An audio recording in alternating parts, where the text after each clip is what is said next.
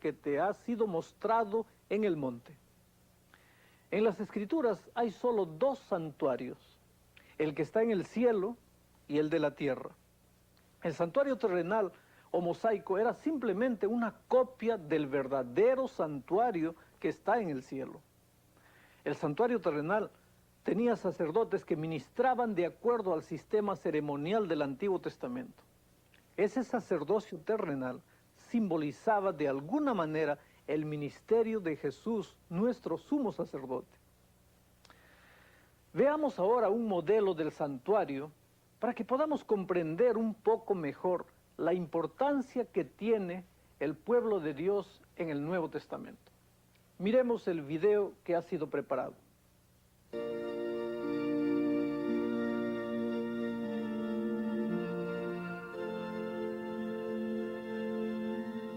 Si pudiéramos seguir a una familia israelita que va a adorar al santuario, ¿qué piensan ustedes que encontraríamos? Bueno, algo muy diferente de lo que encontraríamos en cualquier iglesia o sinagoga moderna. No habría silencio ni himnos en cánticos reverentes. Más bien experimentaríamos un asalto a nuestros sentidos, con toda clase de sonidos, escenas y olores. El santuario estaba dividido básicamente en tres áreas. Primeramente había un gran atrio que componía la mayor parte del santuario. En medio de este atrio había un área más pequeña, dividida en dos secciones, el lugar santo y el lugar santísimo. En el atrio se encontraba el altar del sacrificio y el lavacro. El lavacro era un recipiente grande para el lavamiento ritual de los sacrificios. En el lugar santo se encontraba otro altar, el altar de incienso, junto con un candelabro de candeleros y una mesa sobre la cual se colocaba el pan.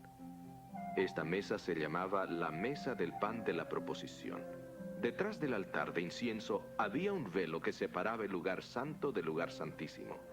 Aunque el área era más pequeña, era la más importante de todas. Aquí permanecía el arca del testamento, rodeada por las figuras de seres celestiales. Dentro del arca estaba la ley de Dios. Sobre el arca y en medio de dos querubines se manifestaba la gloria de Dios.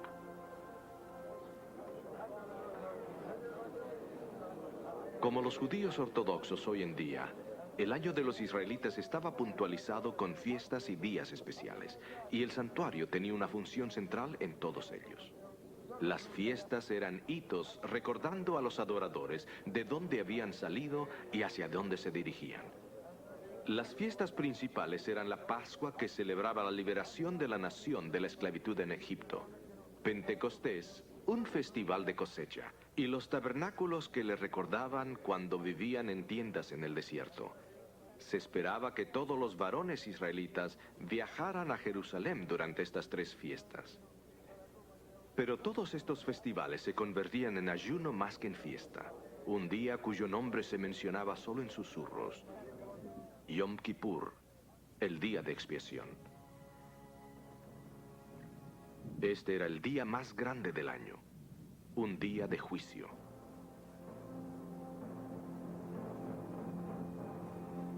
Un día en que la nación entera contemplaba solemnemente y confesaba sus pecados.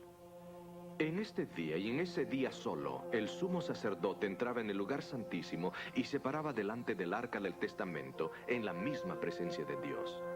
Tan importante e imponente era este día que tendremos que volver para estudiarlo en mayor detalle en nuestro próximo programa.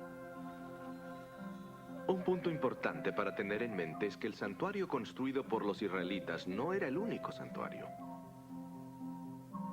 También había un santuario celestial. Así diría el profeta Miqueas: Oíd, pueblos todos, esta atenta tierra, y cuanto hay en ti, y el Señor Jehová sea vuestro testigo desde su santo templo. Noten cómo Miqueas dice que Dios vendrá a la tierra desde su santo templo. Obviamente el templo o santuario está en el cielo. Nuevamente el capítulo 8 de Hebreos dice: Ahora bien, el resumen de lo que venimos diciendo es que tenemos tal sumo sacerdote, el cual se sentó a la diestra del trono de la majestad en los cielos, ministro del santuario y del verdadero tabernáculo que erigió el Señor y no el hombre. Las ceremonias del santuario terrenal fueron diseñadas para enseñarnos lo que ocurre en el santuario celestial. En nuestro próximo programa veremos cuán importante es comprender lo que ocurre en el santuario celestial ahora mismo. Pero exactamente, ¿qué ocurría en el santuario terrenal? ¿Por qué es que tenía 3 áreas? ¿Y qué hacían los sacerdotes en cada una de ellas? ¿Y qué tiene que ver todo esto con Cristo y las profecías de la Biblia?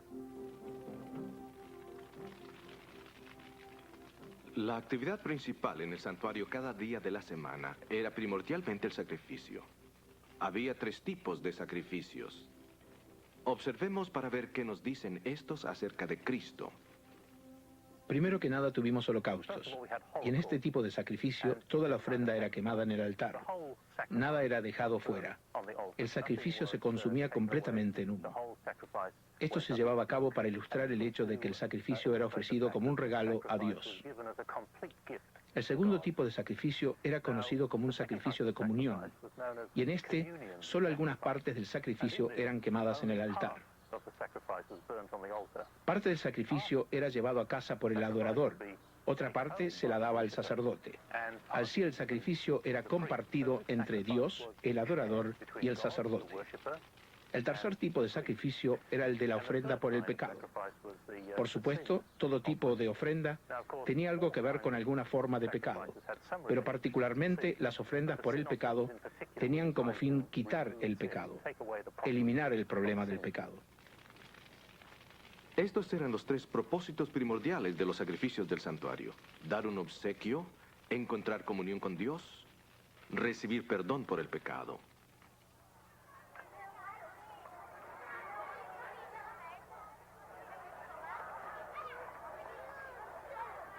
Esta es la Vía Dolorosa, la calle que, según se dice, caminó Jesús mientras lo llevaban a su crucifixión, fuera de los muros de la ciudad.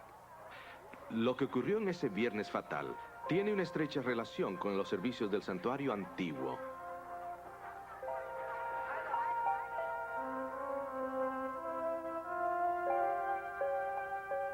De hecho, todo el servicio del santuario tenía el propósito de señalar a Jesús y su plan para salvar la humanidad.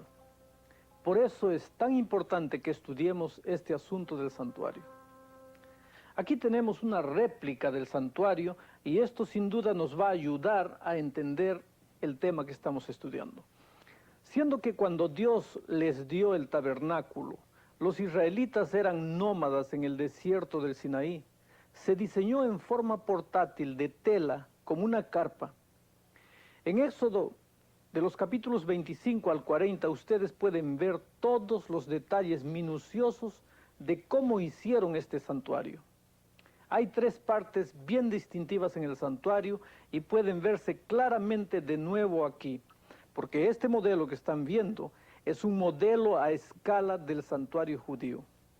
Las 3 secciones son el atrio, que es esta parte aquí, el lugar santo, todo esto que ustedes ven aquí, y el lugar santísimo, que es la tercera parte del santuario. Aquí en el atrio estaba el altar del sacrificio que pueden ver aquí. Algunos le llamaban también el altar del holocausto. También estaba aquí el lavacro. En el lugar santo había 3 artículos o muebles: el candelero de 7 brazos, el altar del incienso y la mesa del pan de la proposición. En el lugar santísimo había únicamente un solo artículo, el arca del pacto, que contenía los 10 mandamientos. Sobre el arca del pacto estaba el propiciatorio, que demostraba que la justicia indicada por los 10 mandamientos y la misericordia de Dios estaban entrelazadas. Mirando hacia el propiciatorio, habían 2 querubines, estos 2 querubines que ustedes pueden ver. Aquí estaba entre ellos la gloria de la Shekinah, el lugar literal donde estaba la presencia de Dios en la tierra. Cuando un israelita pecaba, traía un cordero al santuario. El santuario era el lugar donde la persona encontraba perdón por sus pecados.